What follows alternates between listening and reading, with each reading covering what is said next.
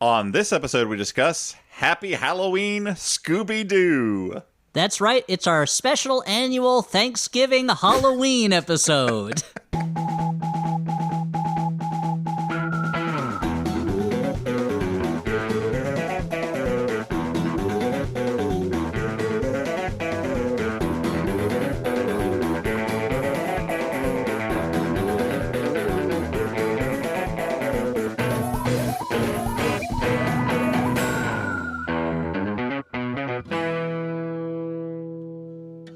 Hey everyone, welcome to the Flophouse. I'm Dan McCoy.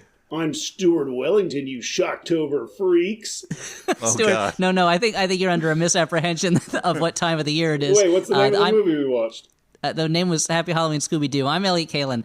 This is actually November, this episode. And joining us this time is podcaster, author, YouTuber, journalist, woodworker, voice actor, number one Sheets customer, Justin McElroy. What an honor. I am such a fan of you guys. You guys have got me through some real tough spells of mental health, just churning through your shows. I can't believe I'm here. Can't believe I made it. Looks like I've finally made it. Here I am. Looks like you made it. Look how far you've come, my babe. I like you pretending that you're not doing a favor for us. None of that was a joke. I love this show.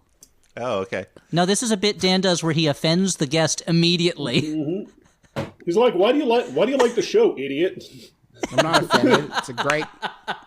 Hey, Dickface, why do you like our show so much, stupid? I know he likes the show. Yeah. It is very nice of him to come. You can enjoy a favor, like if you help a friend move, but all their furniture is like really squishy and fun. You know what I mean? It's like it turns out like, oh, actually, I'm enjoying this. This isn't that heavy. It's fun to play with. That's usually what I ask my friends when I agree to help them move, is the squishiness of their furniture.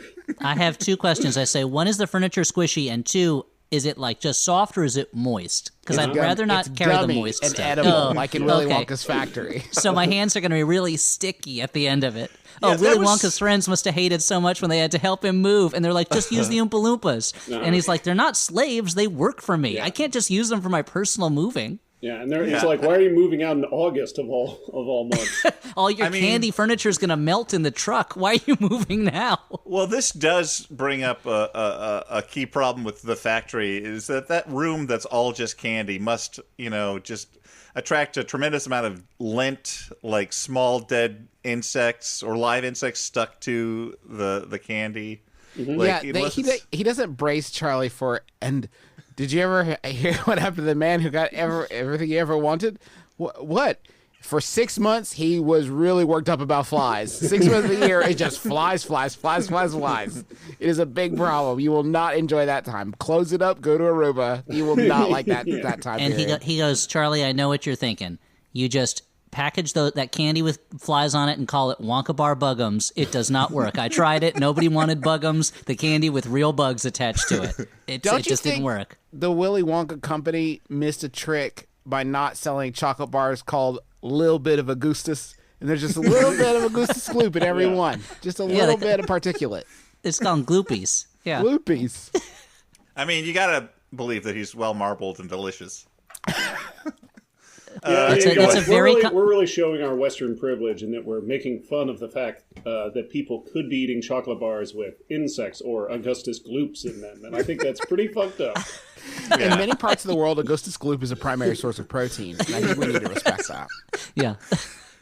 Okay, well, let me explain the premise of this show to anyone checking in for the first time and thinking, oh, my favorite is Justin. You'll be disappointed next time. But maybe. This is a show. Yeah, dude, leave the door open. This is a show where we watch a bad movie and then talk about it. That's our MO. But Justin, who knows what he thinks of this movie? He picked it. Now, Justin, I wanted to ask before we got into talking about the movie, what was it about this film that made you want to talk about it with us? Yeah, when I texted Justin, I was like, yeah, you can pick any movie in the world. And like, even before I was done sending the text message, I got the response, Happy Halloween, Scooby Doo. Well,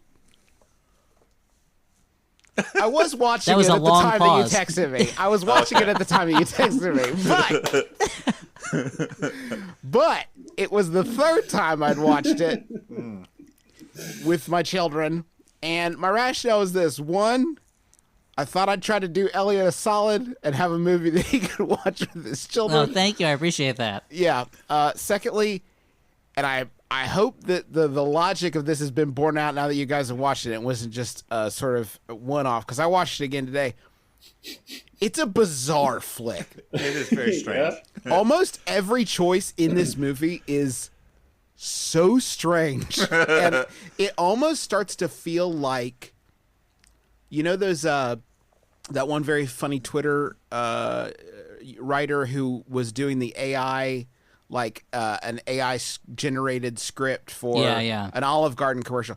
It feels like someone put every Scooby Doo into a machine and then let the machine generate a script for a Scooby Doo movie. Yeah, like it was translated. That's underselling it a bit, because I think it's also very it's surprisingly effective in what it attempts to do. But what it attempts to do is weirdly ambitious, I feel like, for a movie of this stripe. And like, you don't expect Happy Halloween Scooby Doo to be a message movie, but it definitely is. And there's a surprising amount of world building in this Happy Halloween Scooby Doo movie.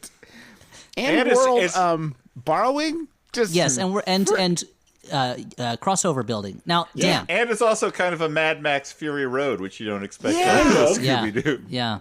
Yeah, but I didn't expect Road Game Scooby-Doo, which it kind of becomes. And speaking of world building, we are introduced right away to Crystal Cove. Wait, Stuart, actually, I hate to interrupt. I just want to say it is fitting that we watched this Halloween movie in November. Why? In honor of Joe Ruby and Ken Spears, the creators of Scooby-Doo, who both died this year. Ken Spears just died about a week and a half ago, so it is in his honor that we are now going to, I guess, tear apart this movie that used his characters. He didn't write it, but, you know. Yeah. But Justin is making a face at the idea that you we're going guys to tear it apart all you want. I'll be there picking up the pieces and carrying them on my shoulders back over to the wherever we're That's tearing true. it from. When Happy Halloween Scooby-Doo saw just one set of footprints, that was you carrying it. The movie opens up in Crystal Cove, a town built on a large natural crystal deposit, as we'll learn later. It's Halloween. There's a Halloween parade, and Elvira is is on the main float.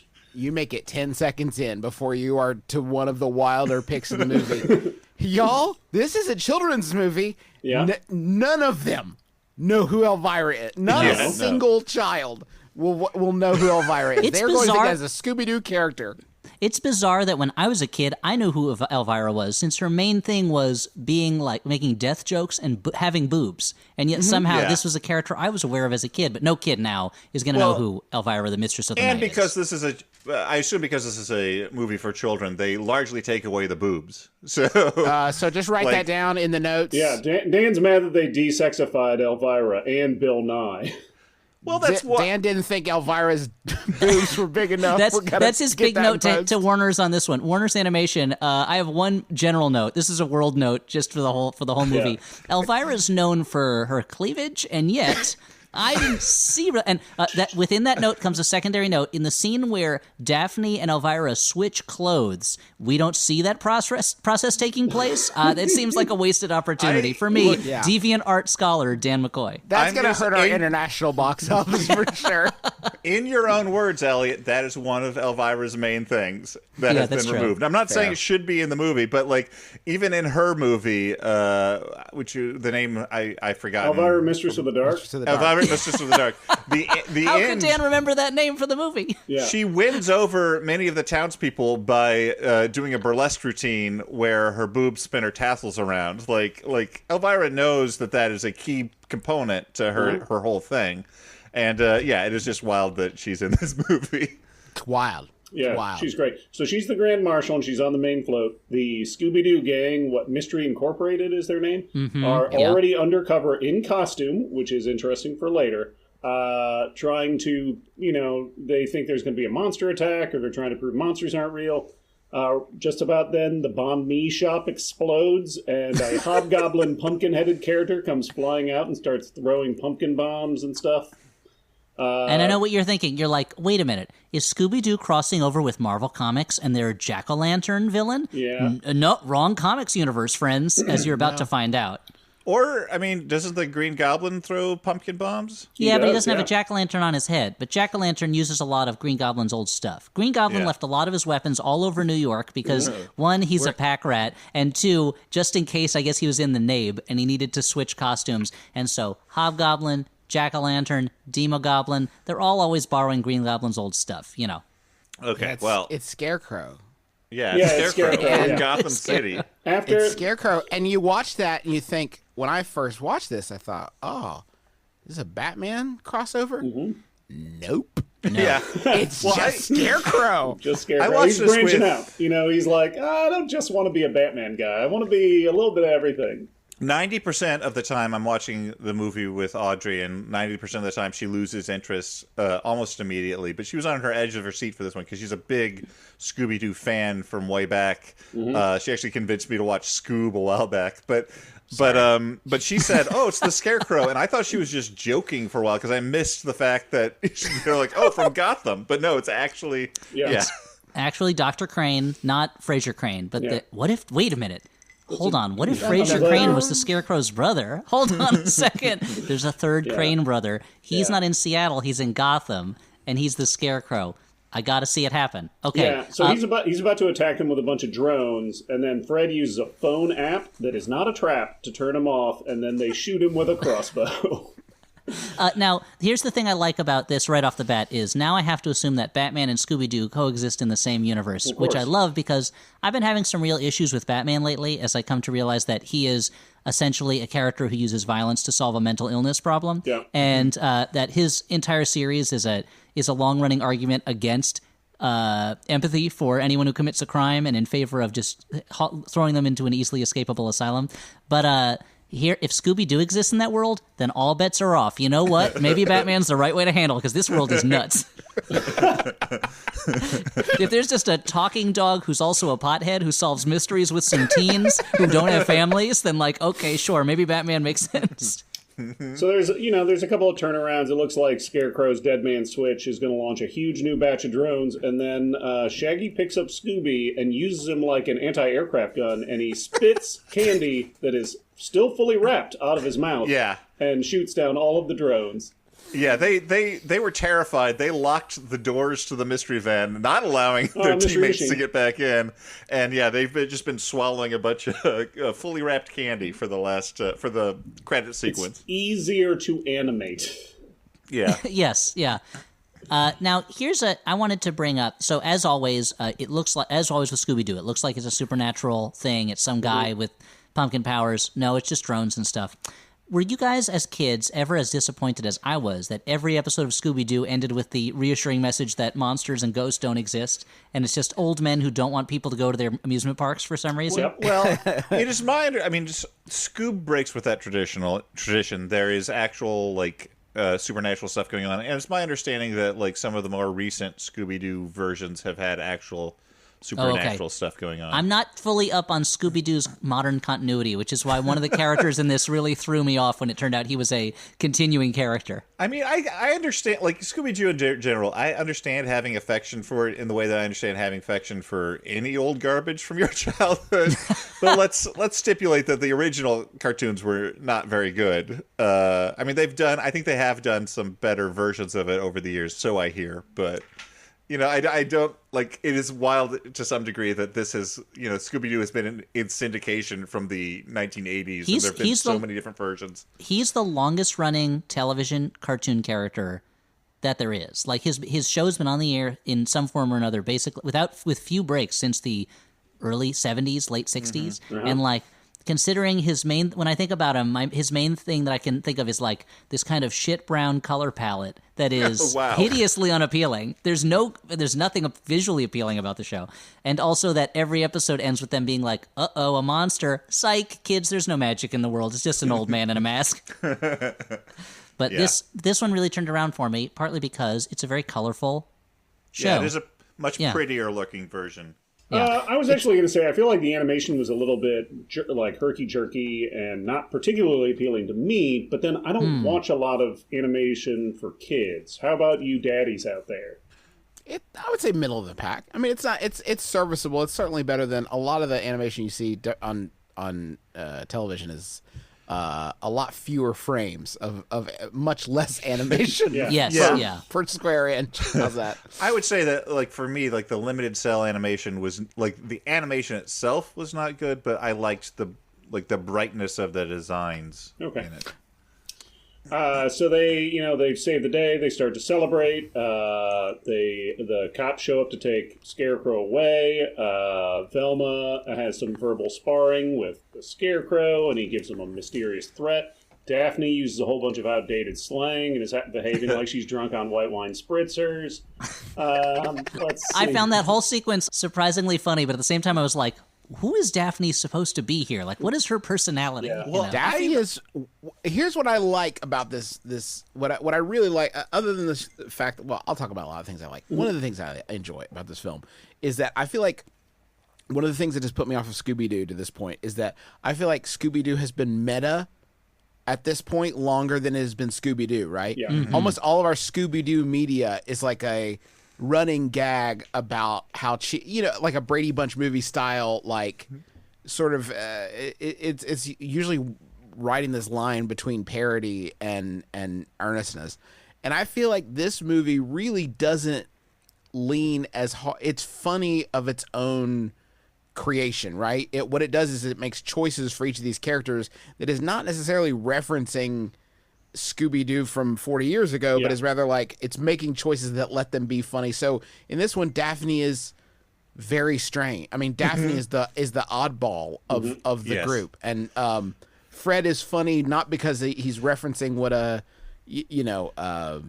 lovable doofus, lunkhead. Yeah, but like he's funny for other reasons because he is his own character that is not a meta commentary on Fred of yore.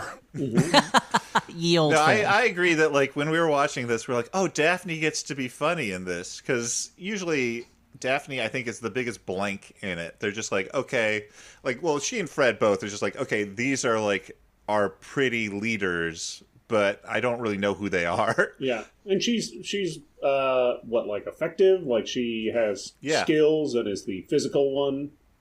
I guess Fred too can make traps and use apps. So that was the thing. Fred kept talking about traps, and I was like, was that always his thing? Did I forget that Fred's thing was traps? Because I thought his thing was just being like the guy who could walk into a normal like establishment situation and have like some kind of face that is trusted, as opposed to Shaggy, who is clearly a dropout from society. I thought Fred was just kind of like the guy who would go in and be like, they can trust me. I'm wearing an ascot. It's okay. No, it is definitely one of those things where it's like a Back to the Future 2 situation where it's like, wait, was Marty's thing before that he doesn't like being called a chicken? Because I don't remember that. No, Fred has one of the best, one of my favorite Fred lines is he says, I want to do what I do best.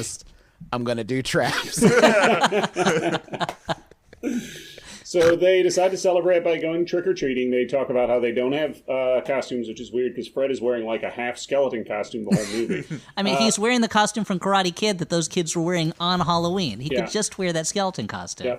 Yeah. So Shaggy and Scooby, of course, chew mouthfuls of candy and then spit it all over themselves and cover themselves with extra candy and become spilled Halloween candy as their costume. It's wild. And then they have a trick-or-treating and dancing montage to an original song, I'm assuming, created for this movie. There's a few times in the movie where I think it's about to become a musical, and then it doesn't quite become a musical. Like, they feint at it, and the characters sing a little bit, and then it just kind of goes away, and you're like, oh, okay. I kind of thought you'd do like a whole number here, but I guess not. They then find a wrecked drone and a wrecked toxic waste truck, and the two things combine to smear their juice all over a local pumpkin patch, which turns the pumpkins into monsters, which are heretofore known as jack-o'-lanterns. Now, why do you think they call them jack-o'-lanterns? They're not scavengers, like jackal. They don't have anything like jackals. I think it sounds like jack-o'-lantern, Elliot. Because behavior-wise, they're a lot kind of like critters that are also zombies, and they can fly and drive custom hot rods. And they laugh. They've got a very gremlin-y laugh, although I guess it's a crittersy laugh, too. Yeah. But unlike Ghoulies, they don't get you in the end. They kind of do later on. But that's true. And are they like munchies? I don't really remember what the munchies used to do. Well, they look up women's dresses That's just the poster. based on the VHS post. And cover. what about trancers? Were trancers like this? Oh man, trancers are completely different. It involves jumping to different dimensions. Jack Death is involved. It's great. So the rest of the gang. And what about meets... Bad News Bears? Are those are those They're little just creatures? kind of racist in that 1970s way. Oh, okay. Got it. So, and what about Little Big Leagues? Is that?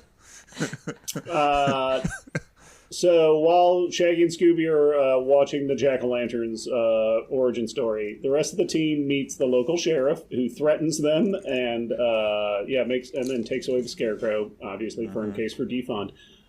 They meet locals. Wait, Stuart. I don't know.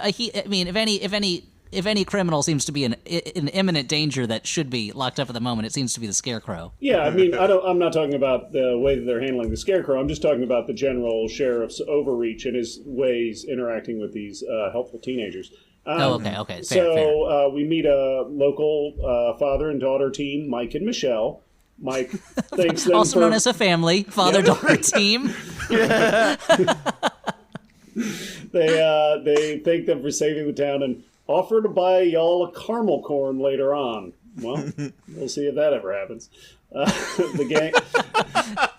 So you're positing that that's sort of a Chekhov's caramel corn purchase offer. Yeah. Where if you promise the purchase of a caramel corn in Act 1, by Act 3 we better see that caramel corn get purchased. Shaggy and Scooby show up. They try and warn the local reporters, who are very excited about the saving of the town, that the town is in fact not saved, that there are a bunch of jack-o'-lanterns on their way. Nobody believes them because they're covered in candy and there's an owl stuck on his butt. Daphne then sings an original song that is very kind of stream of consciousness Elliot Kalin quality. Let me read to you from my notes. Daphne sings a real Elliot-style song. I wrote. So I appreciated that part. Yeah, that was great. I felt seen by Happy Halloween Scooby Doo. Now we have our next celebrity cameo. Bill Nye shows up and he organizes an airdrop for the team to receive a new fancy mystery machine. X.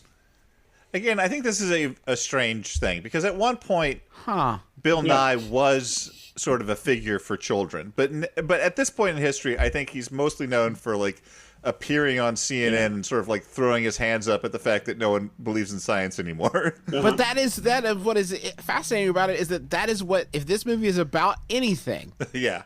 That is what this movie is about. It's about Velma struggling with the limits of science and belief, and where those two intertwine, and the overlap of fear and science and belief. And that's why Bill Nye is the perfect guy. I wish they didn't desexify him so much, because I mean, you do see him as a sexy cat at one point. He is a sexy cat at one point. Yeah. But the sexiest I feel animal. Like he could have been sexier.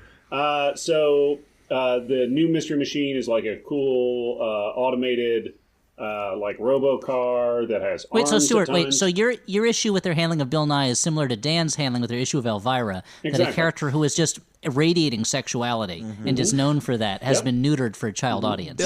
Bill Nye largely appears in the movie as a hologram in their car. And you think it's a Bill Nye AI, but it's not that, because he's interrupted by trick-or-treaters.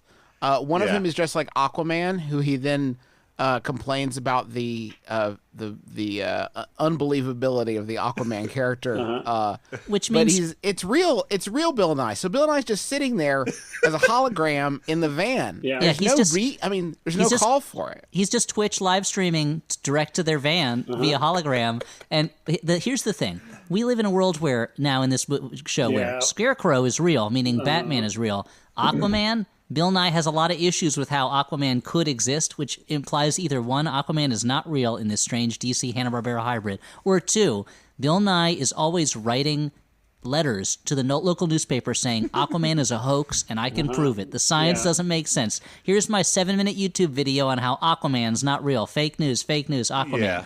And I just don't want to believe that Bill Nye is harassing Aquaman that way. I also think that Justin brings up a good point, which is like the fact that he is not an AI and that he's built this for the Mystery Incorporated teens. Like, is he committing himself to always sitting there in that chair, like, helping them and being, like, it's a good question. Kid, I mean, it depends. Like, there's times in our life where we just kind of want to hang out and like really enjoy our long distance connections as opposed to the people that are near us that maybe know us too well. That sometimes it's better to work on a relationship where there's a little bit of extra distance, so people with a bunch of teens in a van. Yeah, I mean that's totally normal, right? I mean, would it be weird? It would be weirder if Bill Nye was just roaming the country with a bunch of teens in a van, solving mysteries, right? Like that would be more questionable. Maybe that's it. He's like he knows that there needs to be distance if he wants to help them out. Well, and he and also he and Daphne used to date, and he knows it would be weird, area. If you don't have. So Scooby and Shaggy get tired of hitting a jack-o'-lantern, and so Shaggy sits on it, and then it turns into a monster pumpkin and bites him on the butt, and he says, "Look, I've got a pumpkin butt." That was cool. The reporters and various people are being attacked by the jack-o'-lanterns. A Jewish-coded reporter gets eaten by a giant jack-o'-lantern and then gets turned into a jack-o'-lantern. The ground starts to be torn apart, riven by earthquakes. Shaggy and Scooby jump into a station wagon with Mike and Michelle. Daphne manages to convince Elvira to take her on as a protege, and Fred and Velma drive away in the new Mystery Machine X. And now it's a driving movie. Yeah, for like the rest of it, for a long time. You keep remembering, like, wait, this car chase is still going on. It is the Fury Road of Scooby Doo movies. Yeah, it's wild. They have whole conversations with one another from one vehicle to another. I honestly like. The beginning of the movie zipped along a lot more for me, honestly, than this long car chase. Because at a certain point, like. Oh, you mean the 45 minutes of them driving didn't zip along the way you expected it? At a certain point, I'm like, get out of the cars, guys. Yeah, it's like they didn't write any more movies. So they're all driving very slowly to the end of the movie. There's part of me that imagined them just the movie ending with them driving off into the sunset, forever chased by these jack-o'-lanterns, never getting out of their cars. Yeah, it's funny you should mention that because the jack-o'-lanterns are hot on their tail with their own custom hot rods that I think are built out of the parade floats. I can't quite tell. Yes. Yeah. They look like that. It's a real Monster Garage special edition where they just like they're like take these floats and turn them into cool monster trucks, and they're like, yeah, we can do that. The customer was a bunch of jack-o'-lanterns, but we decided we were still going to do as good a job as we could. Hey, we need this part. Well, we have to get that from Japan. A jack-o'-lanterns, this is going to take a while, but we kind of are chasing these teens. Okay, we'll do as best as we can. Yeah. We didn't have a lot of time, so the Monster Garage guys had to get on it. Those are the tools. Elliot, this shows a greater familiarity with Monster Garage than I would have expected out of you. I used to watch a lot of Monster Garage. Monster House was never as much into, because there's something about having a crazy themed car that I can understand, but when you theme your house around something, it really... You're not going to want to live inside of a dinosaur cave every day. And that's coming from me, a guy who wishes he could live in a dinosaur cave like 3 days out of the week. But there was a monster house where it was like, the baby's coming, and we decided to make his room underwater themed. So there's sharks everywhere and fish, and I was like, ooh, I hope this kid likes underwater stuff, because this is going to be a bad room if he doesn't like it. Yeah, I did that with my daughter, my first daughter. We made her room space themed, and almost as soon as she could talk, she informed me how much she hated the space theme of her room and how much she wished it was princesses. And so I had to have this sad montage of me like taking the rocket ships down off the wall and piling them in my arms. The stupid Doctor Who clock just piled on top. The starry curtains straight in the trash. With a little scraper, like scraping the stars off the ceiling. Yeah. Wow, I did exactly that.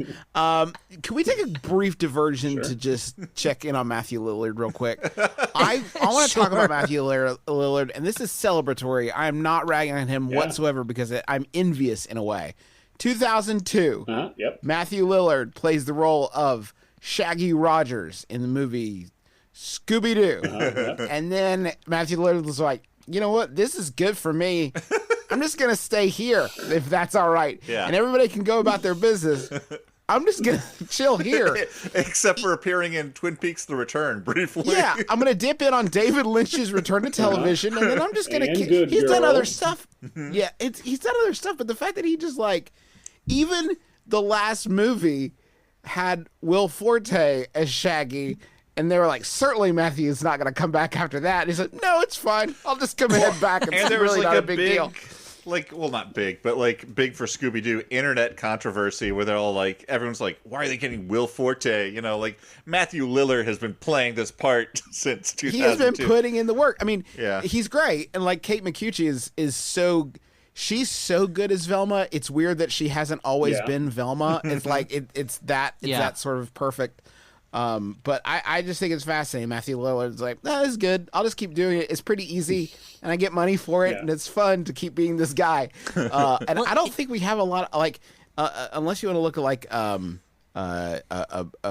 Brett Iwaner or you know, one of the Mickey lineage. Like, you don't have this level of interconnectedness between a character and a voice actor that goes on for, you know, years and years and years and years and years.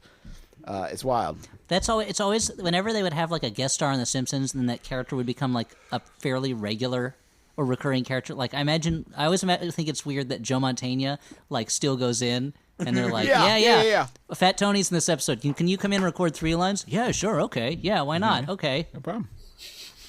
but I always thought that was weird who did Shaggy before Matthew Lillard? Casey Kasem did Shaggy for most of it. And I always thought it was weird that Casey Kasem had his own big career, but he was still for years the same thing, coming in and doing Shaggy and stuff. It's like, is it just maybe really great to be Shaggy? Is that what we're missing? Is it like so what a joyful connection? This might be a crazy question, but why wasn't Casey Kasem in the live action movie as Shaggy?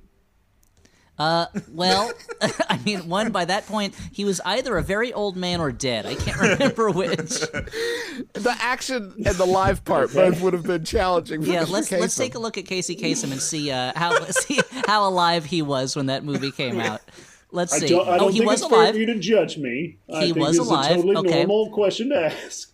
Okay, so I mean, you did ask if it was crazy ahead of time, so that's true. So he voiced Norville Shaggy Rogers from 1969 to 1997, then again from 2002 to 2009. It says so in 2002 he was 70 years old. So it might have been a little strange if it was like these young people playing the rest of the characters, and then a 70-year-old man and it's like Ben 15. And if anything, what's weird about it is that Shaggy is so clearly a takeoff of Maynard G. Krebs from the Dobie Gillis show, because they're basically the Dobie Gillis characters. Why didn't they just get Bob Denver to do it? I don't know. Look, I'm not Hannah or Barbera. I can't answer these questions. I mean, the answer is probably that Bob Denver wanted too much money, but I don't know. We'll have to go into I guess an oral history somewhere to find out. It's also worth noting that Casey Kasem did voice Shaggy Rogers in the year of his death, 2014. Yeah. So that was a 72, judging from Wikipedia here. No, sorry.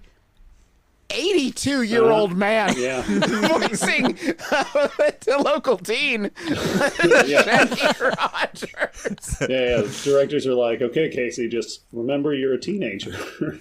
Yeah. Get into character. This is what teenagers care about. Is it the Charleston?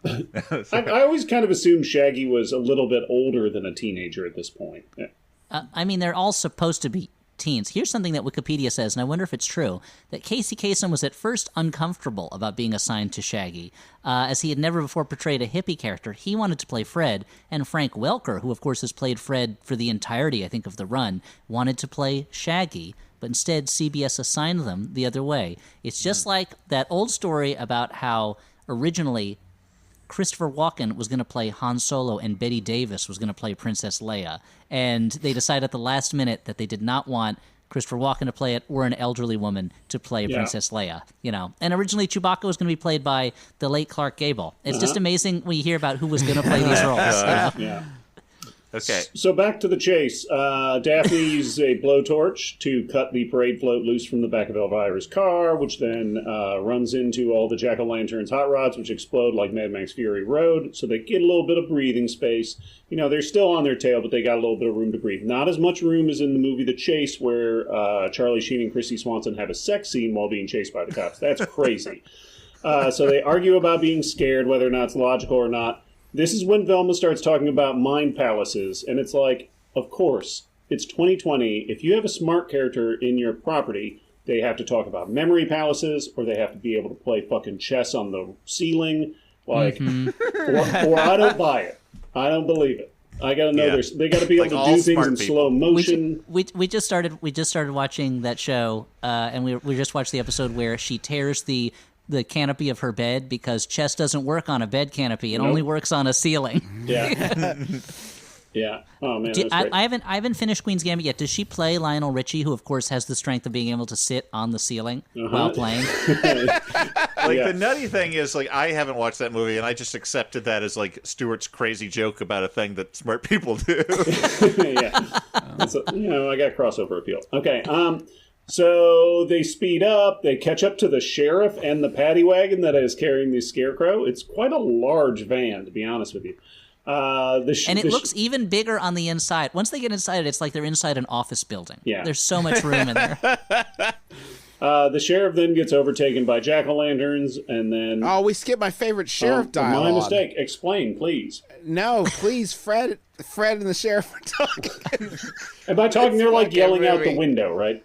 Yeah. Yeah, they're yelling out the window to each other, and the sheriff said that the kids should go back because even though he gives them a hard time, they're pretty much the closest thing to family he's got. Fred said, "We've talked 8 or 10 times." Yeah, it's great. Oh man, it's great. The sheriff is definitely at this point is still a wild card. Was there a previous movie? Because they keep referencing a thing. There's a previous movie that he was in. Apparently, the sheriff was in a couple of previous Scooby Doo movies. So they've been setting this up for a while. Yeah. Oh, this So is a the long thing they're they're term. setting up we payoff. haven't gotten to, but yeah. So this says this character was seen in Curse of the 13th Ghost and Return to Zombie Island, setting up his Wow. appearance here. Now, my question, you've been to Zombie Island once. You know there's zombies on it. Why are you returning to Zombie Island? I mean, that's the question that the title raises, Elliot. That's why you're like, I gotta see what's so cool about this fucking wallet. zombie island. I lost a ring on Zombie Island. We gotta go back. So the pumpkins take over some construction equipment. That's not going to be good. They then start interviewing the Scarecrow. Somehow Scooby and Shaggy they take their Scooby snacks and then they flip over some things and land in the paddy wagon with Velma. Bill Nye gets distracted by the trick-or-treaters, as we mentioned, and the Mystery Machine starts misbehaving. Go on, Dan. I do. Well, they Scooby snacks, obviously a big part of Scooby Doo lore. Why are they like? There's a product out there that's named after this dog. Is that what we are to believe? Or did they name the dog after the product?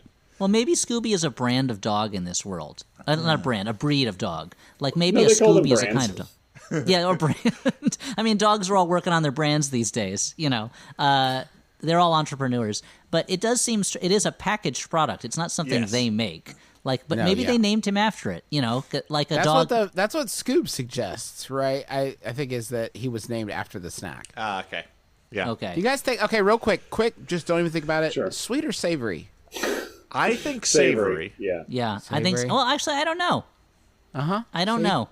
The ones they made for kids are like graham cracker type things, but kids aren't going to eat. It tastes like chicken and a biscuit. The kids aren't going to eat it. No, they need sweet sugar. stuff. Kids love anything sweet, and they hate anything not sweet. If my kids, my children who like to eat literally spoonfuls of sugar, like they're taking medicine from Mary Poppins, like it's like when but kids also, come into the bar, I'm always like, "Hey, that cocktail they ordered, put another squirt of simple syrup in it."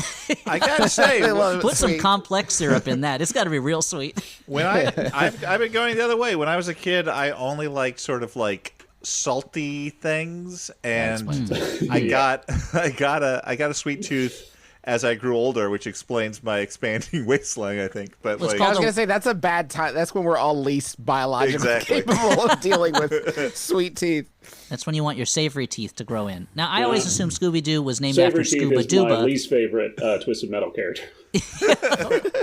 I always thought he was named after Scuba Dooba, the Bruce J. Friedman off-Broadway play, but maybe that's not it. Maybe that's not the case. But let's say for the purposes of this moment of us talking about this show that he exists in a world where there is a famous snack called Scooby Snacks. Scooby-Doo as a puppy loved them, and so that they named him Scooby-Doo because a dog's body, when you think about it in that case, is a machine for turning Scooby into Doo. And that's where the name comes from, everybody. Stuart, what's going on in that car chase? Okay, so at this point, Velma, Shaggy, and Scooby are inside the armored truck, and they're interrogating the Scarecrow. Then the construction equipment starts to tear apart that paddy wagon. Scarecrow suggests that there may be a different villain, that he's not behind all these pumpkins. Fred saves Mike and Michelle using the Mystery Machine's long arms, and then it runs out of electric power, probably because of all that shit. Velma tries to save the Scarecrow from the jack-o'-lanterns, but has to fight a bunch of them. And then Scarecrow puts on his suit, and he does all kinds of fucking badass flips. He pulls out a scythe. Does he do that stuff in the comics? I mean, I don't, to be honest, whenever I've seen a Scarecrow comic, he just uses fear gas to make people fall on the ground, and then he runs away or steals something. I don't think of him as a badass fighter, but everybody in this show is. They all have moves. This is the useful thing that they, like, where Velma has released him, like, he is effective in, like, helping them fight, like, but they set it up like, oh, Velma, like, I gotta go, like, get some clues from him, and they have this scene that is kind of like, you know, Clarice visiting Hannibal Lecter, another thing that kids It's very much so. Yeah, that's the reference that the kids are looking for, too. Well, because she also does walk past Zaz in his cell, and he throws a cup full of cum at her, just like in Silence of the Lambs. But, like, Zaz I don't think that she always gets... It would be the third weirdest thing in this movie if that did happen. But I don't think she actually gets any clues from, like, talking to him. Like, she already knew that he said that there was some other person in charge. She gets nothing from the conversation. But then he becomes a hero and saves them mainly because he's a big fan of Elvira, it turns out. Yeah, which makes sense. The whole Mystery Incorporated plus Mike and Michelle all jump into Elvira's car. Mike and Michelle just keep being in this movie. It's super not clear why. Yeah, he made a vague promise about caramel corn. And, it's like a life debt. He's like, I've got to follow these kids so I can get them that caramel corn. Yeah, otherwise, like a normal reaction would be like, I'm just going to leave these teenagers to be killed by these pumpkins, right? I have a daughter. Yeah. Well, I mean, if I was somewhere with my young children, I wouldn't be like, we're in an adventure now, kids. Like, hurry up. It's like, since at any moment Mike and Michelle could just pull off on any exit and just go into a town and not be chased by pumpkin monsters, you know? Yeah. So the Scarecrow gets overcome by the jack-o'-lanterns. Did we mention Mike's in a cowboy costume? Oh, yeah. They're both dressed as cowfolk. That's Maybe true. That's I forgot about part that. of it. Maybe dressed up as a cowpoke, he's like, I feel a sense of I'm honor bound in this this Western way to. Yeah, I'm inhabiting the look. Yeah, the character. Yeah. So modern day Mike would run and save himself and his daughter, but Old West Mike, he follows a different code. Yeah, he's got to do what's right. He follows the code that when their car runs out of gas, they abandon the vehicle and run off into the woods to a spooky house up a hill. They prepare to fight. Fred does this like Predator, like Dutch from Predator thing, where he makes a bunch of fucking traps and then he like lights a bonfire. Which Daphne watches while eating popcorn. Yeah. Watches shirtless Fred set up all his traps. Yeah, these are much more violent traps too than you would expect. These are death traps. Yeah, these are killing these pumpkins. So Scooby and Shaggy then make Velma eat a Scooby snack so they can follow her into her mind palace. Mm-hmm. The Scooby snack creates a bond, of course. And you would expect that the FDA would not allow this product on the market if it has this kind of psychotropic properties. This is something. It's clearly like leaning into the drug references of Shaggy, but it doesn't map to any sort of like, it doesn't map one-to-one to a drug experience. I mean, they're treating it almost like peyote or something. Where like, we'll all eat the same Scooby snacks and we'll be bonded. Yeah. It's very strange. Yeah. So they travel through Velma's memories of the inciting incident. They don't really figure anything out, right? They just they do because apparently their consciousness merges enough that she sees the drone that Shaggy saw earlier that has the the writing on it that will help crack the case. Yeah. So the pumpkins arrive, and all their cars just get wrecked. It's pretty crazy. And then Fred's traps murder a shitload of pumpkins. Then they charge and murder more pumpkins, along with a musical montage. This was pretty fun. And then, despite there's so many points in the movie where they're like, I guess we got to fight some pumpkins, and they're just massacring these pumpkins. Like they could easily take out all of them, and then at a certain point they go, "Up, more pumpkins, we got to get out of here." And I'm never quite sure how they do that mental math, but you got to keep the story moving, I guess. And there's that giant pumpkin that's the size of like an elephant. Yeah, I think they're mostly afraid of that big pumpkin. Yeah. So despite all their efforts, they're surrounded. Velma admits that she is frightened, and she then charges into the alpha pumpkin's mouth. Then an app shuts down all the pumpkins. Turns out that they're all drones, and that the alpha pumpkin is like a drone factory that like captures people and then takes their stuff and puts it on a new jack-o'-lantern, and then keeps them in a crappy little like cell. It's an elaborate way of making you think that people are being turned into pumpkin monsters, when the pumpkin monsters would be just as effective if they didn't try to convince you that they were turning people into pumpkin monsters. Okay, and real they're just quick. eating people. Justin, if you're captured by the alpha pumpkin, what of your garments would they take to put on a jack-o'-lantern to make us think, oh fuck, Justin's now a jack-o'-lantern? Yeah, a Hawaiian shirt, I guess, would be the one. Maybe my woodworking goggles. Yeah. Sure. They would fly out wearing those, and we'd say, "It's a Mac-o'-lantern. We got to get out of here." Yeah. Guys, as a Flophouse listener, I've made I would say a not infrequent situation is me listening to the podcast with little to no familiarity of the film that you are describing. But I am listening to this discussion as both a viewer of this film and a listener, and this has got to be one of the ones that sounds the most made. This has got to be way up there on like Stewart is saying these things as if like, well, and then the alpha pumpkin has been transforming them, and the Velma is in the mind palace with Shaggy, and their consciousness is formed. It is indescribably strange. Yeah. Well, the amount of times I had to pause the movie to be like, okay, I gotta write some sentences down. A lot of stuff just happened. Hearing it described back to me, like, really has sort of undone, like, a lodestone of, like, Scooby Doo in general, where I'm just like, okay, wait, hold on. Why does the villain need to convince everyone else that something supernatural is happening? Yeah, but, you know, it's never been adequately answered in 50 years of Scooby-Doo productions. I think what it's basically just a means to get these incredibly charismatic characters: Shaggy, a cowardly hippie; Scooby-Doo, a cowardly dog; Velma, a smart nerd; Daphne, a blank, a sociopath whose mask hides nothing behind it, and Fred, who's kind of a lumbering lunkhead with a sweater on. It's just to get those guys in action, and traps. It's just to get them in action and hope that they eventually run into the Three Stooges, or perhaps Sonny and Cher, or Tim Conway, or someone else that you'd see on TV in the 1970s. It's wild because you see in the character select screen, you'd see Fred and you'd be like, he's a bruiser. He's just going to go in there. He's going to hit big, but he's going to be slow. But you wouldn't expect him to be a trap character. But whatever, man. It's cool. Sometimes games change it up. It is funny seeing like those old celebrity Scooby-Doos, because you have the same sensation like when you're watching an old Muppet show where you're like, I guess this person was popular at one point.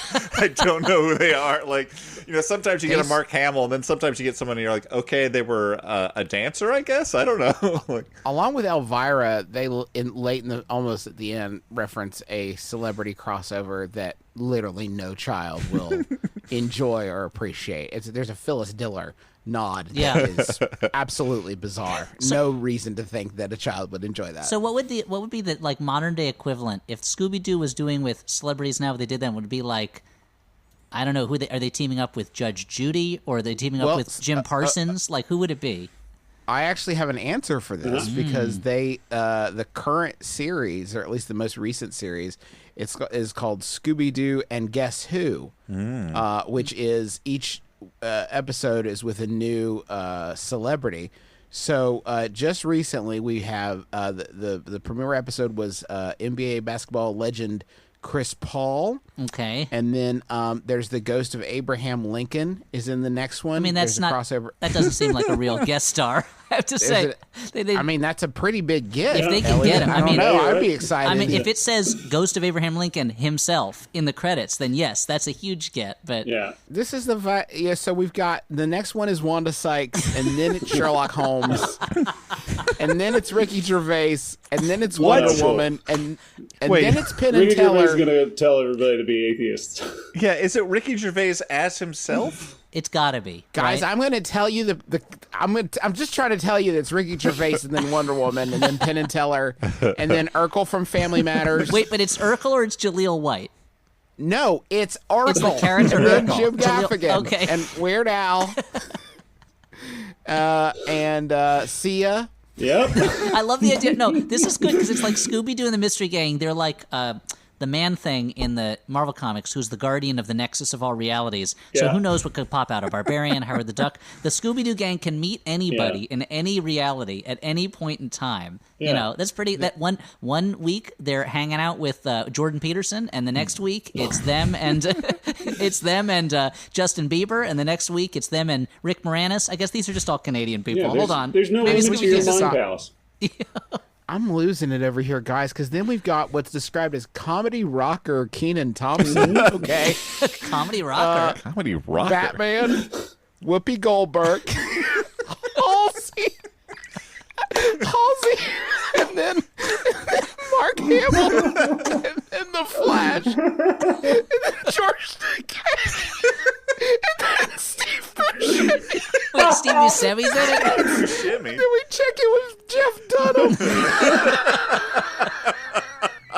And then we're just going to take a real quick spin over to see Maddie Ziegler from Dance Moms. And then is that over the horizon? It's Jeff Foxworthy.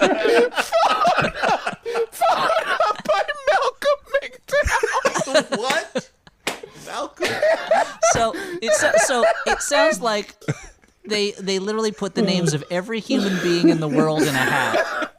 And they just pick them out. Are fictional characters. Including some fictional characters.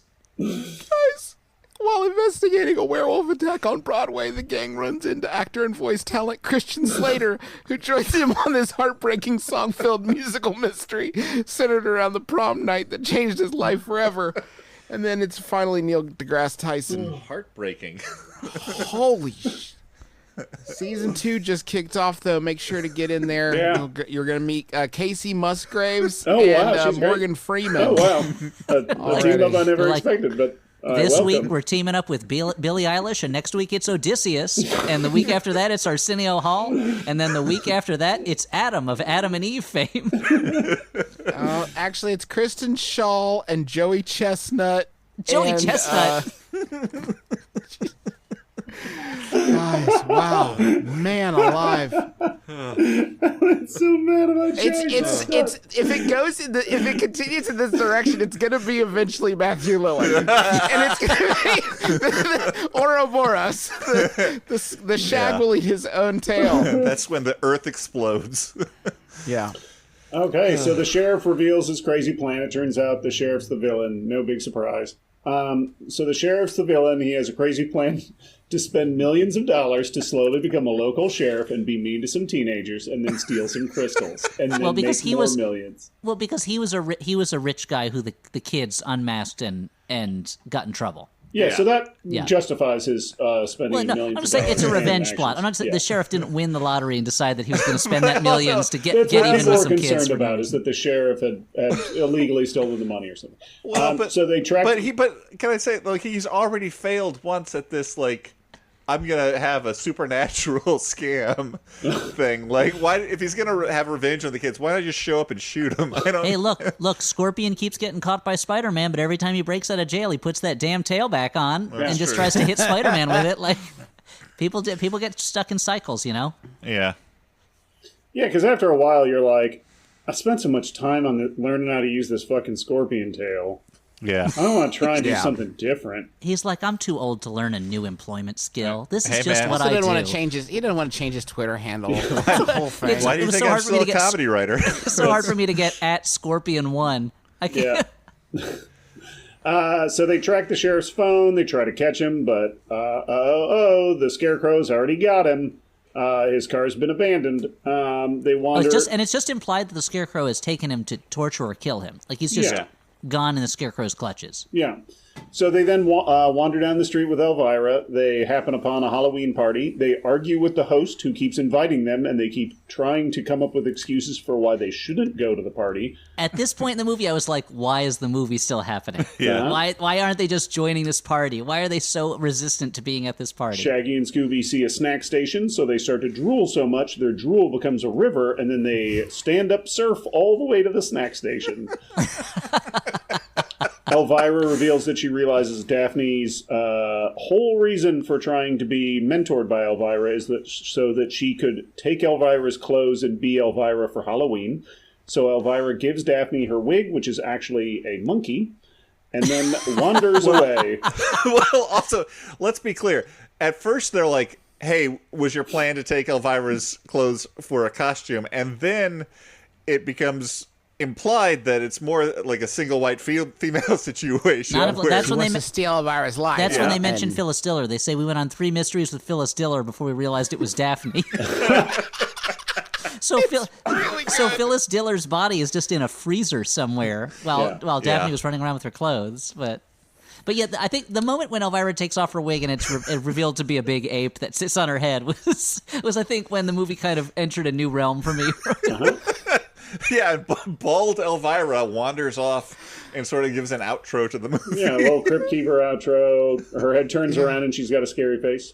Famously red-haired Cassandra Peterson suddenly walking away bald for some reason. But yeah, because they have to have the reveal where she turns, like her neck twists all the way around like an owl, and she has a weird alien face on the back of her bald head. It's like again, not for kids. No, not a good fit for children at all. The movie in the last 5 minutes. In the last 5 minutes, it kind of gives a glimpse of what this movie could have been if it was even crazier. Like, if it was... the movie is like, it's writing this thing where it's like, yeah, I guess it's Scooby Doo, but it's a little sillier. And then the end is just like, hey, you know what? This is what you could have been watching. Just bonkers. Yeah. A glimpse into madness is Happy Halloween Scooby Doo. So, what's the next part of the podcast, Dan? Well, we got to make our final judgments on this movie, whether it's a good, bad movie, a bad, bad movie, or a movie you kind of liked. I will say, so if you were a bigger Scooby-Doo fan, like, Audrey was eating this up. So I have to assume that if you like Scooby-Doo, this is, like, the Citizen Kane of Scooby-Doo films. I liked a lot of the silliness. I got to admit, like, at a certain point, the movie started dragging for me, which is crazy because it is only 70 minutes long and so much crazy stuff is happening at all times. But there came a point where I'm like, all right, I know that the ending to this is not going to make any sense. Let's just get to the solution of the mystery. But I guess marginally, look, if this is your thing, it was fun. I kind of liked it, but it's borderline. What do you guys have to say? I would say also that I kind of liked it. I'd give it a more full-throated recommendation than Dan did. I would say it does drag a little in the 4 hours or so that they spend driving on the road, but that's just based on reality. They said Crystal Cove is this far away from the nearest town. We cannot have them drive less because people are going to be like, wait a minute, there are no towns that close to Crystal Cove. They've got to be on the road longer than that. And I totally understand not wanting to end up in the goof section of IMDb. But otherwise, as someone who is not a fan of Scooby-Doo, it was fun to see a Scooby-Doo thing where I was like, oh, there's like a lot of funny jokes in this. But like Dustin was saying, it's not all meta jokes, you know. There's some, but it's not all like them just undercutting what a Scooby-Doo should be.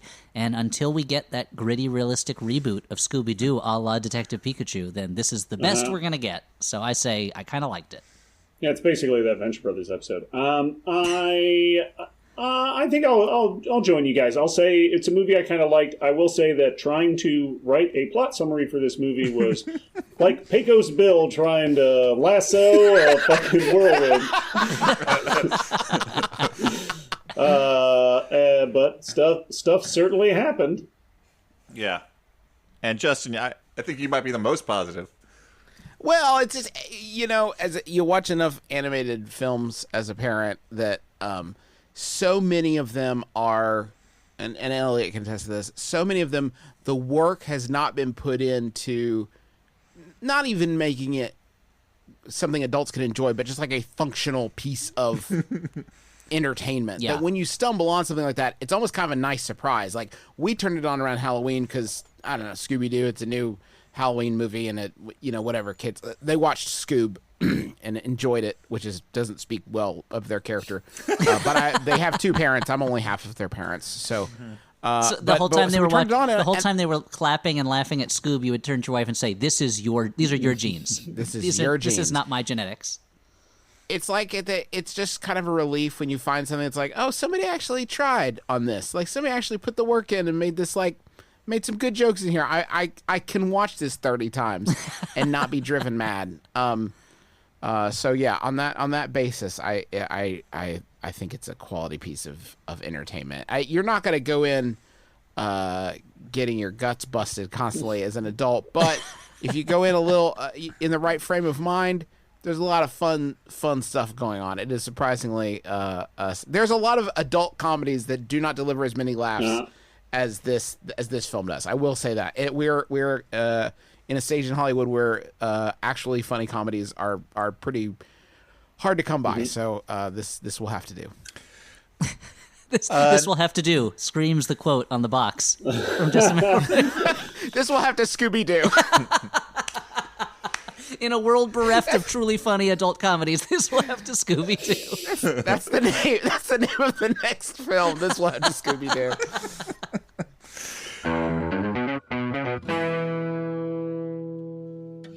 Congratulations! You've won a ticket to attend an exclusive opportunity in a relaxing environment with two lovers. Wow. Well, this sounds like a sort of proposition of sorts, but really it's an ad for our podcast. Wonderful.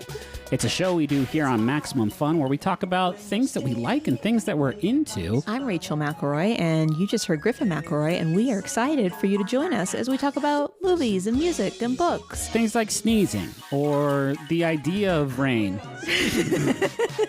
Can you get news or information you can use? Absolutely, you cannot, because we're here to talk to you about pumpernickel bread. You can find new episodes on Wednesdays. So catch the wave. I can remember as a child thinking it was odd that here was this can full of meat. I'm Jesse Thorne. This week on my show Bullseye, David Letterman on shame, regret, and canned hams. Is this the best delivery version of pork? That's this week on Bullseye from MaximumFun.org and NPR. The Flophouse is sponsored in part by Squarespace. With Squarespace, you can turn your cool idea into a new website. You can blog or publish content. You can sell products and services of all kinds and much, much more. And Squarespace helps you do this by giving you beautiful, customizable templates created by world-class designers, everything optimized for mobile right out of the box, a new way to buy domains and choose from over 200 extensions, free and secure hosting, and more. Head to squarespace.com/flop for a free trial, and when you're ready to launch, use the offer code FLOP to save 10% off your first purchase of a website or domain. Now, Dan, I had an idea for a website, and I was hoping that, inspired by today's movie, and I was wondering if Squarespace you think could help me. Probably, but let's hear it. Okay, so this is a business website. It is called www.nonster.com. That's N-O-N, N as in no, as in non, not a monster. How many times has this happened to you? You hear a story about a ghoul, ghost, monster, gremlin, or other fantastical being somewhere in our great nation. You get in your van, you get your friends together, you get your talking dog with you, you head to that location to see this cool monster for yourself, only for it to turn out to be some dude who has plans for a public park and wants to buy it and turn it into a oil refinery. So he's scaring people away by pretending to be like, the Pittsburgh Palooka or something like that. What a disappointment. I wish I'd saved the time, energy, and the drive. Isn't the Pittsburgh Palooka the nickname of the Lieutenant Governor of Pennsylvania? That's a good point and very topical. Okay, so instead, let's call him the Boise Boogeyman. So you go all the way to Boise, and not a boogeyman, just some dude. I wish that there'd been a website out there, a kind of Snopes legend-denying website that told me when it was a monster, or what I'm calling a nonster or not monster. Now, I know there's some difficulty here because monster and nonster sound very similar. Yeah. Be sure that you are putting in nonster with an N as in Norville, not a monster with an M as in Moorville, which is what you would say if you wanted more of a ville. Yeah. This isn't enough town, give me more of it. Whereas Norville is what you would be saying if you're talking about Norville Jones, the main character from The Miracle in Morgan's Creek, starring Eddie Bracken and Betty Hutton. Now, www.nonster.com, it's your place for both public, crowdsourced comments on what are real monsters and what are not, and what are, basically what are real monsters and what are real nonsters. So we have people all over the place. It's like Waze, but for monsters and nonsters. And they send in their reports, and you can just look it up, tip, tap, tap. That's you typing in the monster's name on the keyboard. And it turns out that the San Antonio Psycho, I thought it was some kind of toxic waste-created humanoid chud. No, it turns out it's just some guy who is trying to sell his minor league baseball team to a different city and wants it to seem that the stadium is haunted Now, or something. I don't mean to split hairs here, but you just said humanoid chud, and now aren't chuds always humanoid? Isn't that part of the description? That's like saying ATM machine. That's a very good point, and you know what? Forget the whole website. You just figured out that I don't know what I'm talking about. Yeah, I mean, that's why we have these kind of rap sessions, right? Is so I can poke holes and find out if there's any mistakes or No, I appreciate it. So when I said instead of humanoid chud, maybe I should have said some kind of Leonid chud, kind of lion-based cannibalistic humanoid underground dweller. I don't know if it would have worked, but it's over now. We're past it. That's true. We can't change the past, and I'm just Monday morning quarterbacking at this point. Yeah. So anyway, that's www.nonster.com, a website I am now officially canceling because Stuart has pointed out that I'm the wrong person to run it. Yeah. Dan, maybe you want to take this on, but Squarespace, I think, is the company to help you. Well, that was certainly an effective ad for Squarespace. Stuart, do you have a Jumbotron for us? I do have a Jumbotron. Garbage warlocks Alex and Ian dive headfirst into the raging dumpster fire that is seasonal anime. Join them as they uncover hidden gems, discuss how a snake girl would wear a onesie, and hand out awards to the best shows at the end of every season. With almost 2 years worth of episodes, there's plenty of goofs and random tangents to dive into. Look for The Protagonist Seat podcast on YouTube, iTunes, or wherever you get your podcasts. Now, when they say seasonal anime, do they mean anime that comes in seasons, like TV seasons, or do they mean like a very Akira Christmas, that kind of stuff? That is a question that is not explained. I can't answer it, but maybe there is like fall anime, summer anime. Maybe that's it. Yeah. Like Happy 4th of July Project, Eiko, like that kind of stuff. Yep. Yeah. Okay. All my anime references, as you can tell, are 30 years old. Yep. Ranma half is now Ranma 43 and a half, right? I guess. Anyway. It's been a long time. I don't know. Happy Dragon's Balls giving, everyone. So I have another Jumbotron. This is a message for Nathan, and this message is from Sarah. And Sarah writes to Nathan. She says, "Happy 40th. You're one of my oldest friends, and now you're also old," in capital letters. "I'm so glad we've remained friends all these years, and I'm inspired by how much you've accomplished. You're truly the Stuart Wellington to my Elliot Kalin. John is obviously Dan, which means Ellis must be the Flophouse house cat. It's perfect. Love and hugs to you both, Sarah." How sweet. Lovely. That's a sweet message, and I wish I knew who all these people were so I could see who we, track toward, who we match up with. Yeah, how well we map, Yeah.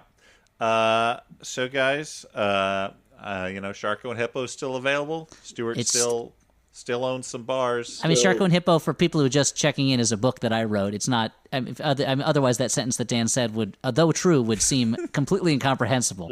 Well, they'd hear it yes. and they'd be like, "What is that?" Then they'd Google it, and hopefully the first Google result would be the book you wrote and not something, I don't know, weird or... No, probably it would be nonster.com telling you that Sharko and Hippo are not real monsters. They are, in fact, the stars of my new children's book, Sharko and Hippo. But Sharko and Hippo, it's available in bookstores everywhere. Get it through your local independent bookstore. And, of course, Hinterland's Bar, still barring along after all these years. I'm Casey Kasem. And Minnie's Bar, which is barring after slightly not as many years, but it's still barring. I'm Casey Kasem. Dan, are you also Casey Kasem? I'm also Casey Kasem. And Elliot is Casey Kasem? And back to the show. All right. Well, next we move on to letters. And the first letter is from Marlena, last name withheld, who writes... Marlena Dietrich, one of the great legends of the screen. It's an honor to get a letter from her. Uh-huh. She writes, I just listened to your recent episode with Mike Rice, and I thought I'd share the story of why that's a big deal for me. So here's a tale of how a brief encounter with Mike Rice made me accidentally and hopefully temporarily ruin The Simpsons for myself. I think his name might be pronounced Reese. Yeah? I was confused, too, and it's spelled Rice. Yeah, I looked up the pronunciation of that name, and... The internet said Rice, but I don't know if... Let's say Mike Reese. Let's call him Mike Simpsons. Yeah, Mike Simpsons. This brings me to a few winters ago. My dad and I went to the Museum of Modern Art for a showing of silent comedy, something we both love. When the couple next to us took their seats and started talking to each other, I tensed with recognition. That's a Simpsons writer, I whispered to my dad. I was certain it was Mike Simpsons, whose voice I had been listening to in commentaries for all those years. I surreptitiously Googled to match the face to the name, and yes, it was definitely him. There wasn't time to do or say anything since the movies began shortly after. I did enjoy finding out what jokes Mike Simpsons laughed at, though. I'm a pretty reserved and somewhat socially anxious person, so I knew I would need my dad's prompting to tell Mike that I was a huge fan after the screening. Unfortunately, my dad is even more reserved than I, and when I asked if I should say something, he did not encourage it. So I didn't say anything, a decision I regretted pretty much instantly after leaving the theater. This regret was compounded when my mom and friends I told assured me that he probably would have been flattered and not annoyed by the intrusion. The regret icing on the cake was realizing that I had actually been wearing my Bartman sweatshirt to the screening. Now, as I said, I'm an anxious person and I have trouble compartmentalizing, so instead of just having a twinge of regret when I listened to the commentaries, I had soured the entire experience of The Simpsons for myself. I couldn't casually watch an episode without thinking of what a mistake I'd made. As time has passed, I've started to watch again, but never with the same fervor and joy as I used to have. Well, there might be other reasons. So it was a big step. Wow, when big I listened. dig on the show, Dan. Oh, man, snuck it in there. It's hard for a show to maintain consistent quality over 30 years and 4 million episodes, but come on, Dan. I watched till very recently. So it was a big step when I listened to your episode with Mike as a guest and didn't feel any psychic pain. Maybe I'm back on my way to wholeheartedly loving my favorite show again. The next step is wearing all my various Simpsons shirts again. Thank you, Peaches, for being part of the healing process. Marlena, last name withheld. I just, wanted to share that moment of healing. Sure, the Flophouse is here for you in ways big and small. Yeah. And you know what? If you ever run into him again, introduce yourself. As longtime listeners may remember, I have long regretted that I never sent Ray Harryhausen a fan letter because I was always like, I'll get around to it. And then, of course, he was an old man and he passed away.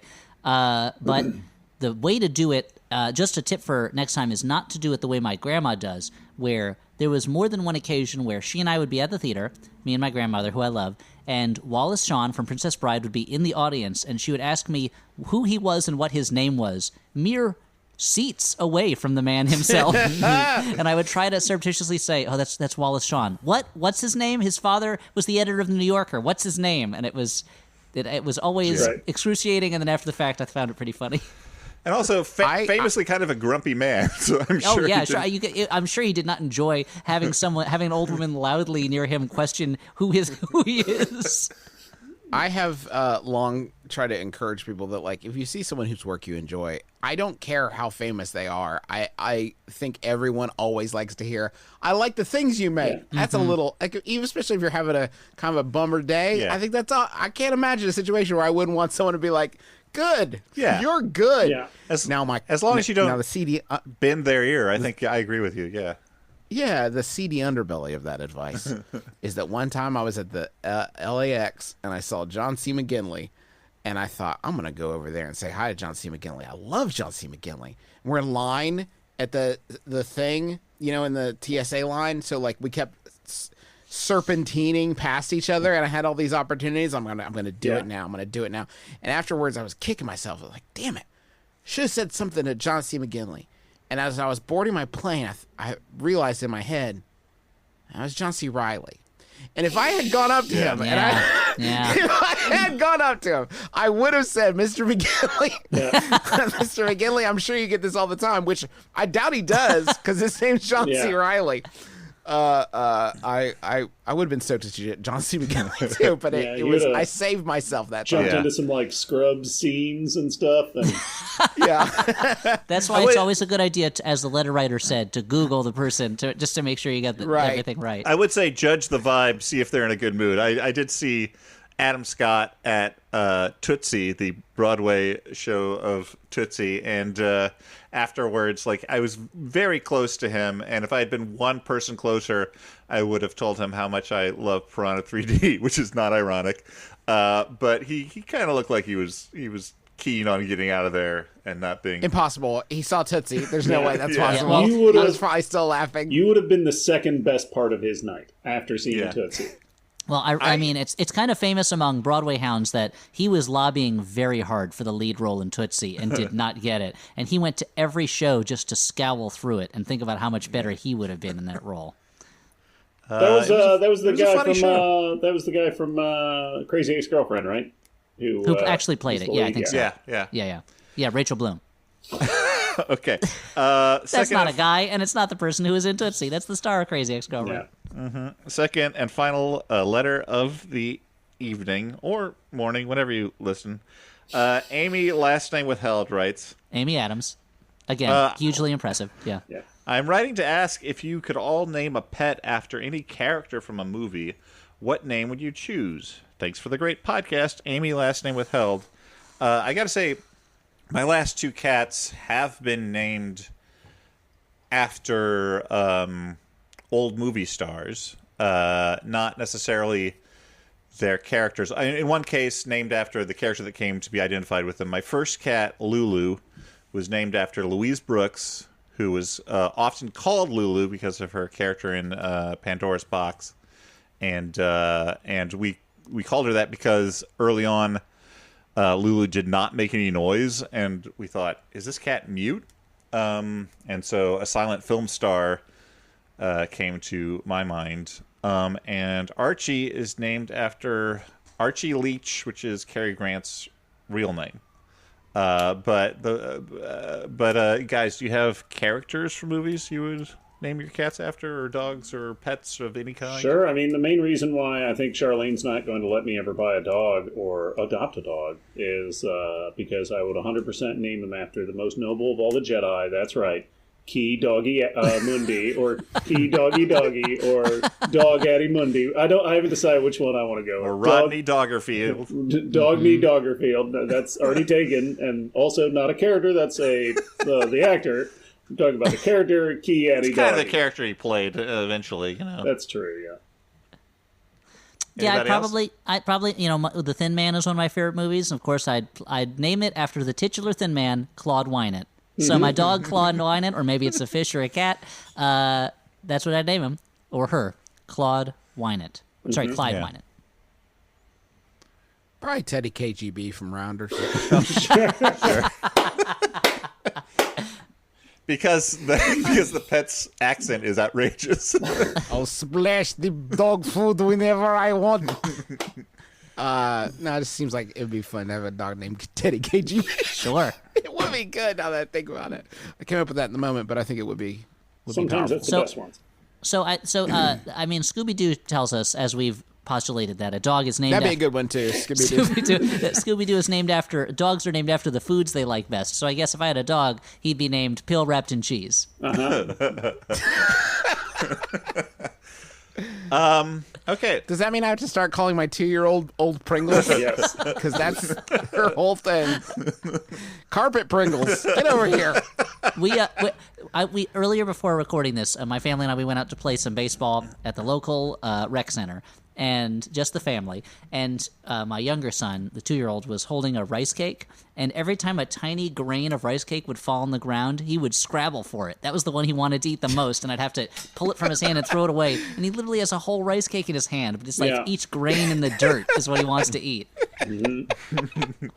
What a country, am I right? Yep. In this economy. So now the last segment comes, and that is recommendations. Movies that maybe, would be an adult human would fully enjoy rather than... Or watch it as a movie marathon along with Happy Halloween Scooby Doo. Sure. I want to recommend... I'm glad Justin is here for this. I may be recommending this in part because Justin is here. Yesterday, a friend of ours had a Tom Arnold marathon on Twitch of 3 movies released, all I believe, in 1996. He had Carpool, The Stupids, and Big Bully. That was Tom Arnold's big year, I guess, when they were really trying to make him happen. And I only saw in full The Stupids, which is the one I cared about because as a big my brother and me listener, I've heard it referenced many times. And I gotta say, it was very funny. I laughed a lot. It's really good. The Stupids holds up. It is fantastic. Yeah. What a film. I think it was not appreciated because, as the title would suggest, it is very stupid. But it is stupid in a smart way. Like, they have really put a lot of work into creating a house of cards that pays off by the end of just, like, idiotic misapprehensions. And, like, I don't think everyone in it is doing a great job. Like, I kind of feel like Mrs. Stupid is playing stupid more than, like, Tom Arnold. I believe with my full heart and soul that he is this stupid character. But, Jesus, it's a hard one to recommend to people because they might watch it and be like, what is wrong with you? But I was watching it and being like, I can't imagine anyone not laughing at this. There's an actor named Bug Hall in it. Yeah. Plays Buster Stupid. Okay. Yeah. Bug Hall, it's hilarious. You and I had we watched the entire Bug Hall omnibus because I watched Little Rascals with my kids last week. So those are all the Bug Hall movies. Now he played Alfalfa in that one. Now that is all the Bug Hall films. He's in a bunch of other movies. It turns out as a more of a grown up. I didn't realize this. Bug Hall. I like Atlas Shrugged Part 2. Apparently he's in. Oh, Max Landis is in it as a graffiti artist. Oh, damn! You must have loved that. It's a John Landis directed film. Oh yeah. John Landis. He doesn't murder anyone in this one, right? No, he does not murder. How many people died during the making of The Stupids, Dan? If anyone died, he covered it up effectively. Oh, wait, yes. And there's a cameo in it according to Wikipedia from director Costa Gavras, so that's pretty amazing. The director of Z. David Cronenberg is in it as well. There are a lot of directors cameos. And, Mick Garris. I'm not recommending The Little Rascals, but I do want to say that Donald Trump is in The Little Rascals as the father of the rich kid. Oh, right. And there's an outtake where he reaches over and steals this lady's popcorn, and it's clearly like improvised. He like reaches over and steals this lady's popcorn and eats some of it, and it's like, oh, that's a funny outtake. Okay, fine, put that in. There's a different outtake, and then they cut back to this one, and they showed Donald Trump spitting the chewed up popcorn onto the person sitting in front of them and saying, this popcorn really is terrible.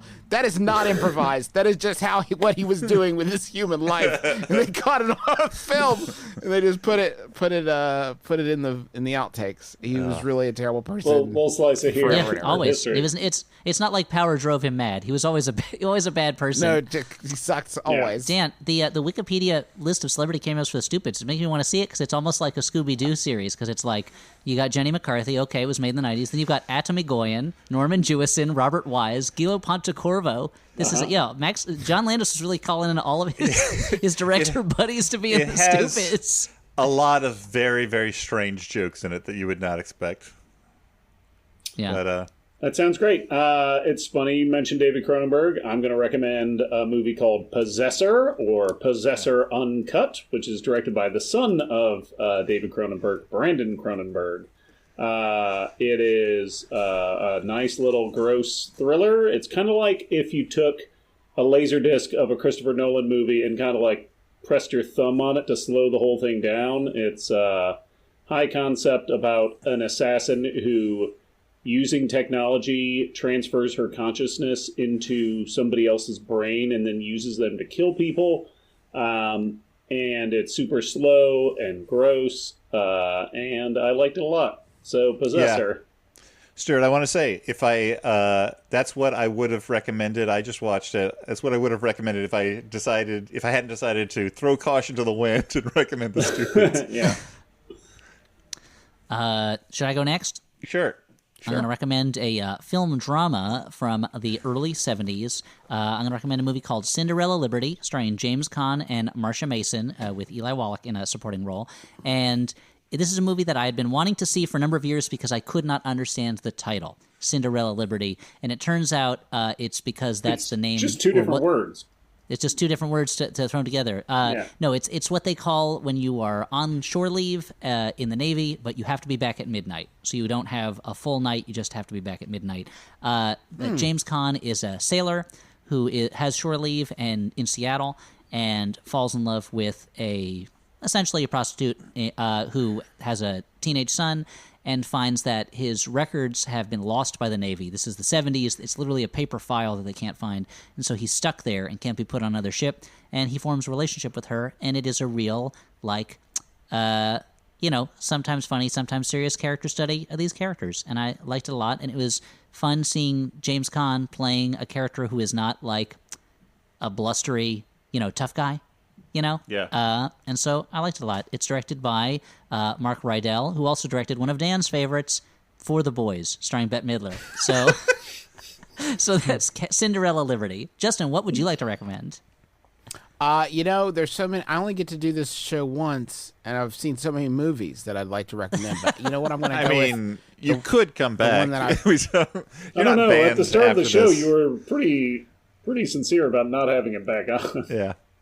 Yeah, I think that decision's been made. No, I want to recommend Velocipaster. You guys seen Velocipaster? No, I've only yet. seen clips from it, and I've yet to see the whole movie, and it seems, bonkers. It's bonkers. It's a really interesting, because it starts out seeming like it's going to be sort of an intentionally bad camp thing, and there is some of that, and then there's some jokes that just work earnestly, and then the strangest thing about this film is that every once in a while, it will just pick up competence and put it over its shoulder and just be a competent movie for like 15 minutes and then just drop it again. And it's almost like the director is teasing you like, oh, yeah, I know how to, I could do a good, there's like a love scene in this movie that is so wildly effective and like romantic and sweet and erotic. And it's like, what the hell? Wait, if you know how to do it, why are you not doing it? It's like, I don't want to. It's a movie about a pastor that turns into a velociraptor and eats criminals. Mm-hmm. So that's the movie I'm making. I could make a good movie, but I'm going to make this movie. And it is really, really enjoyable. It's like, again, it's like 70 minutes long. It's about one Happy Halloween Scooby Doo worth of time to watch, but I got a big kick out of it. I've seen it a few times now. I really dig it. I would love for that to be the new measurement of time that becomes the official one, so that scientists doing like Cosmos type TV shows will say billions of Happy Halloween Scooby Doos ago, our universe was created. That's that. Is Velocipaster the movie where a car explodes, but they just wrote car explosion FX on the screen? Yeah. That's That's the one. It's good stuff. A micro budget too. It was made for basic, I think, $80,000. I mean, wow. It is, very impressive. The director, Brendan Steer, I think his name is, has gotten a large cash investment for his next film. So I'm which apparently has some connection to Velocipaster. It's called Outback Dracula. Okay. So I should get on Velocipaster. So I'm caught up for when Outback Dracula comes out. Watch Velocipaster because he will probably show up in Outback Dracula, which, according to the press release, shifts the madness to 1880s Australia, where a psychic lesbian schoolteacher teams up with the world's greatest adventurer to find her missing girlfriend and defeat Dracula and his golden army of the undead. Like so Quigley do not Down miss Under. this. I mean, that is the plot of Quigley Down Under. Yeah. They're just ripping it off. So, before we do our quick closing stuff, Justin, do you have anything to plug? I know that you have a book about how to podcast coming out, and I know this because When will this episode be out? Saturday. Well after Halloween. Saturday, yeah. I've even though I already have a podcast myself, I pre-ordered your book, and I'm looking forward to Thank you. reading it. You'll learn a few things. Saturday, November 21st, this is coming out, you say. We're doing a live show tonight. Oh. If you go to live.themcElroy.family, that's McElroy, we're doing a live streamed show. You can get tickets for $10. Sawhonbones, my medical history podcast I do with my wife Sydney, is going to be there, and it's going to be fun. And please go watch it. Live.themcElroy.family. It's tonight. Yeah, you guys are the best in the biz. Having seen you guys do live shows over the last couple of years, you guys have gotten like so tight and professional at it that it makes me wonder what we're even trying to do over here. Yeah, I mean, I have tickets for the streaming show. I'm looking forward to it. Thank you so much. Even if you don't come, folks, I really can't emphasize that enough. Just please buy tickets and watch it or don't. It's up to you. Well, anyway, before we go, I would like to say thank you to our network, Maximum Fun, that carries our show, The Flophouse, and a couple of shows by Justin and his extended family. All a family full of podcasters, just like the Partridge Family, except for not singing. And But the Partridge Family was full of podcasters. That's true. And I'd like to thank Jordan Cowling for editing the show and making it sound better than it ever did when I produced it. And I'd like to thank our guest, Justin, for being here. My pleasure. And so for the Flophouse, I've been Dan McCoy.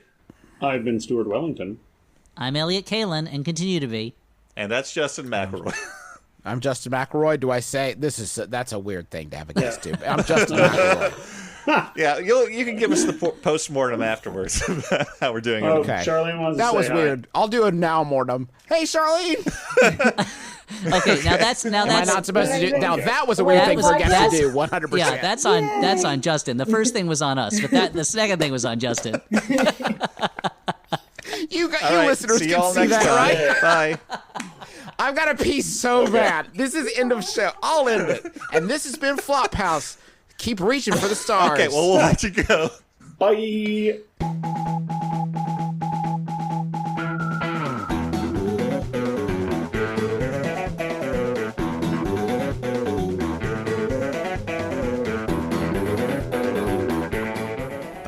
Yeah, I'll do the intro and then we'll do the show. Okay.